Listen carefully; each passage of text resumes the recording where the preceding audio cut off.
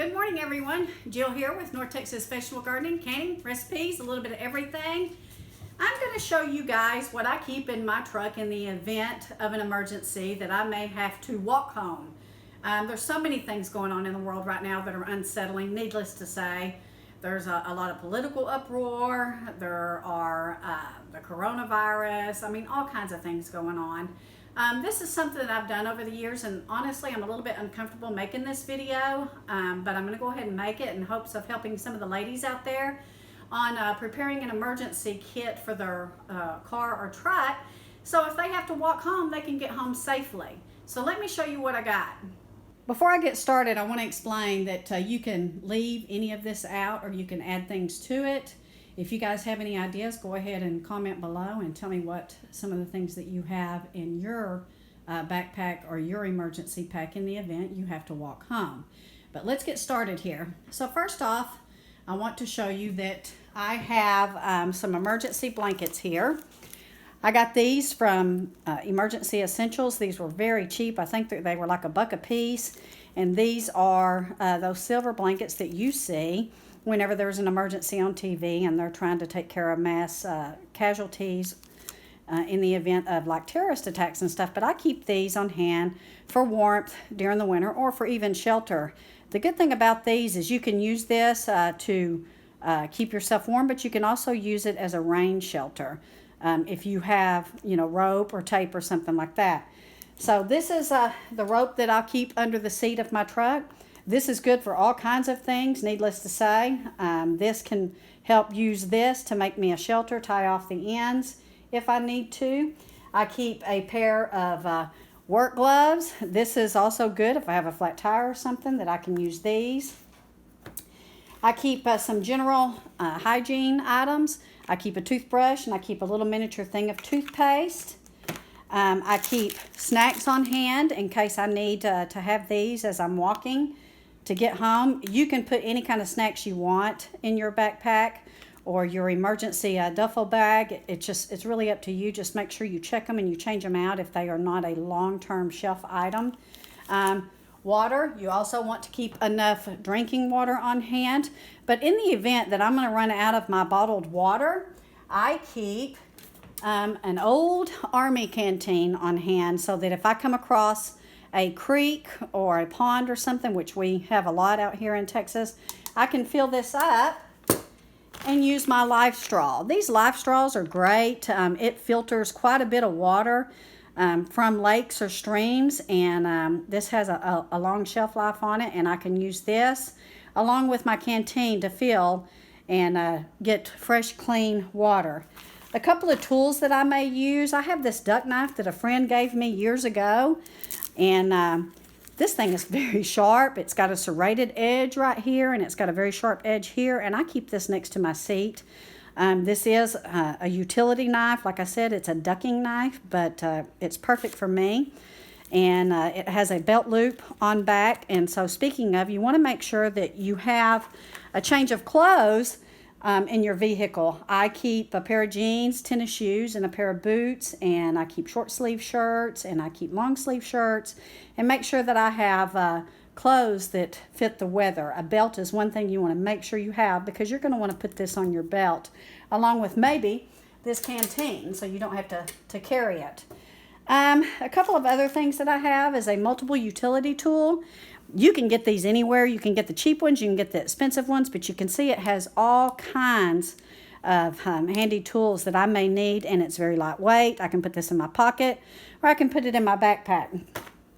Another thing I keep is dryer lint. You want to know why I use dryer lint or keep dryer lint on hand? Is because this will help me start a fire if I need to start a fire to stay warm in the event it's cold outside and I need to stop and rest. So I keep this on hand, and I keep a fire starter.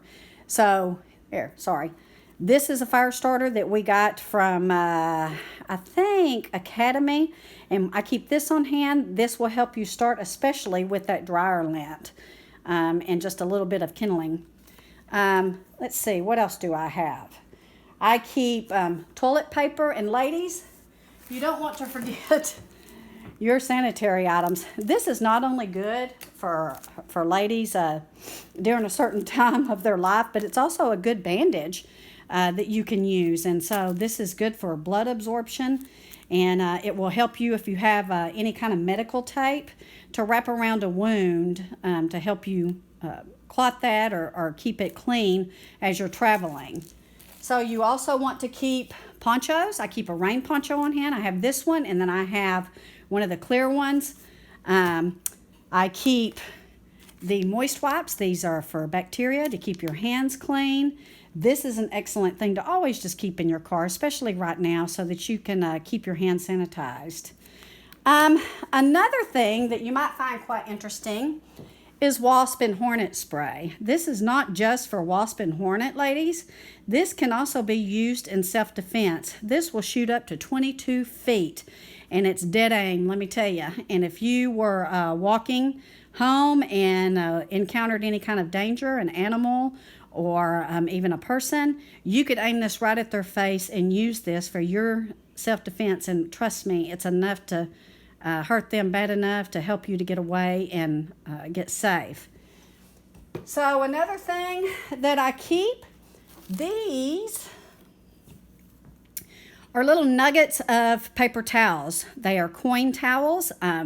They're pretty cheap. You can get a huge box of them for about 15 bucks, and there's like 3,000 or 4,000 of them in the box, and they're called coin towels. And let me show you what they look like once you hydrate them. Once you add a little bit of water, this is what they look like. And it's a nice towel, and it's very strong. You can see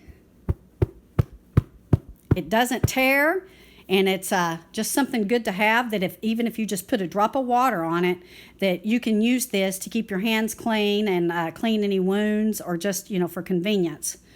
So another couple of things that you want to keep in mind are your prescription drugs. You want to make sure and keep prescription drugs on hand. You want to keep some small bandages. I keep Benadryl and I keep ibuprofen. Benadryl is excellent for allergies, for bee stings or wasp stings in case something happens. I have allergies, and so this would be good for me to keep on hand, and of course a pain reliever. This is another thing that we keep on hand. My husband is allergic to bees and wasps, and I want to make sure that we have him covered in the event he is with me. These are not easily to come by, but you will have them if you have allergies in your family. So be sure and keep something like this on hand in case you need it in your car. Another thing that you might want to keep on hand is a small flask or a small bottle of some sort of whiskey or vodka. This is not only good maybe to take a shot if you're stressed out, but it's also good for cleaning wounds and to put on that dryer lamp to start your fire. This is an excellent fire starter, so you might want to keep a little bit of this on hand. One of the other things is a multi-purpose crank radio. This runs on batteries, or you can crank it, and communication in an emergency is very important. You want to make sure that you're able to hear what's going on if you're not able to see, and just kind of stay in contact. Communication is the key, and I think I know that if something was going on, I would need to know what was happening and what was the best route and what I needed to do to be sure and get home safely. Another thing that we have, me and my husband, is we have a couple of two-way radios. We have 2 sets. This is something I got off Amazon. This picks up many of the emergency frequencies, and we have a set channel that we know to contact in case I'm unable to communicate with my cell phone or his cell phone. This is really great to have. We use this during bad weather, and I can hear what's going on as far as truckers or sometimes the ham radio operators I can hear some of the police scanners. So I really, really love this little radio, and believe it or not, it was kind of inexpensive. I think I got a set of 2 for 39 bucks. So, of course, you want to keep your toilet paper and your sanitary. Now, you can leave this off if you have an abundance of these, because you can use these in place. Just make sure you have something to keep yourself clean and to get you home and to keep your hands clean. But always make sure you have some sort of toiletries for this. A flashlight is always good to have. These are really, really cheap. You can get these at Home Depot, Northern Tool. I mean, like $5, and you just throw this in your truck or your car and keep an extra set of batteries on hand. I do keep some bandages. These here are good wraps. If I needed to use this along with this sanitary napkin to cover a wound, I can do that, and it's going to help me keep the bleeding under control in the event I'm hurt or somebody else with me is. So I keep also a little hatchet. This goes under my seat. This is good for chopping small branches if I needed to set a fire, or just general self-defense. Speaking of self-defense, you may want to keep a firearm in your vehicle. Here in Texas, we have what's called the castle law, and you can keep a firearm in your vehicle, but if you do, make sure you know how to use it, and make sure you have an extra clip or two in the event you have to slap that on your belt and start walking home.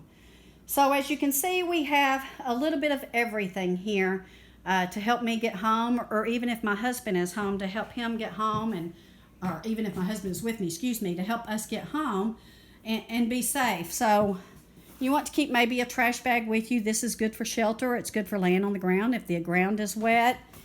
We have a headlamp here. This is good if you're traveling at night and you don't want to tie up your hands holding a flashlight. Just strap this on your head and move on. And so let's talk about that. Let's talk about your route home. I am about 24 miles from home when I am at work. And if I walk 3 miles an hour, that's going to take me at a minimum 8 hours to get home. You want to keep that in mind. Again, that's at a minimal. If I have to stop and rest and eat or get some water or warm myself up, I would say it's going to take me 8 to 12 hours to get home. Me and my husband have discussed that. So am I going to take the highway? Am I going to walk along the highway on the way home? No, I'm going to take the road less traveled. So know your area. I'm from this area, so I know the terrain, and I know the area around me, and I know the route most likely that I would take home in the event of an emergency. So make sure, if you do not know clearly your area, that you have a map or a compass, something that's going to help you to get home safely. But remember, take the road less traveled. A couple of other things that you can throw in this kit are candles, a small coffee can, because if you have to stop and warm yourself, you can light a candle in a small can, and the can will radiate some heat to keep you warm. So this is kind of my little survival safety bag. Again, you can add to it, or you can take away.